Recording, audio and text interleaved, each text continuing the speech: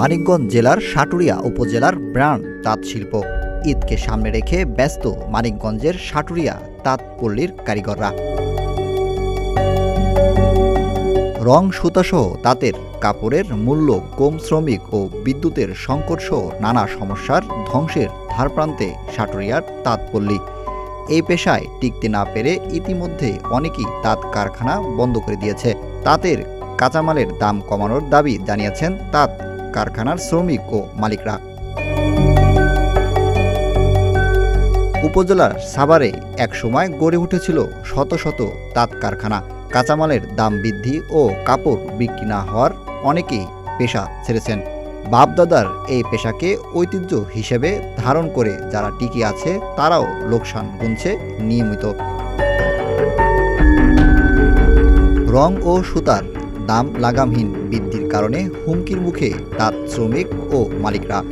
তাঁত শ্রমিক ফরিদ হোসেন বলেন, ঈদকে সামনে রেখে কাজ করছি, কিন্তু দাম পাচ্ছি না। মহাজনদের কাপড় বিক্রি কমে গেছে। রমজানের যে আমাদের যে ব্যবসাটা বা আমরা যে আশা করেছিলাম, আসলে সেই আশাটা আমাদের ওই পরিমাণ হয় নাই। এখন আমরা চিন্তা ভাবনা করছি যে সামনে একটা অকেশন আছে পহেলা বৈশাখ। পহেলা বৈশাখের মধ্যে যদি আমাদের যদি কিছু কিছু মাল সেল, আগে ছিল আমাদের হাতের তাঁত, যেমন যে একটা তাঁত আমি রাখছি, ওটা হলো আমার ঐতিহ্য। আগে যে আমরা হাতের তাঁত ছিল তখনই আমরা ভালো ছিলাম, তখন আমাদের ব্যবসা ছিল।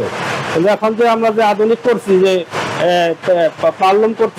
পারলুম করে জায়গাগুলোকে আমরা ওই আগের মতো এখন বর্তমানে আমাদের পরিস্থিতিটা নাই। আমরা ঈদ ও বৈশাখীকে কেন্দ্র করে কাজ করে যাচ্ছি। তাঁত কারখানার মালিক মোহাম্মদ রতন মল্লিক বলেন, অবৈধভাবে ভারতীয় শাড়ির আমদানি, রং ও সুতোর দাম বৃদ্ধির ফলে এ পেশার ধ্বংসের পথে চলে এসেছে।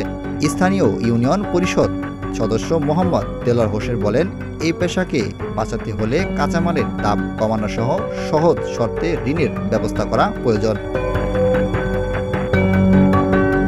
আশিক এলাহি, প্রতিদিনের বাংলাদেশ।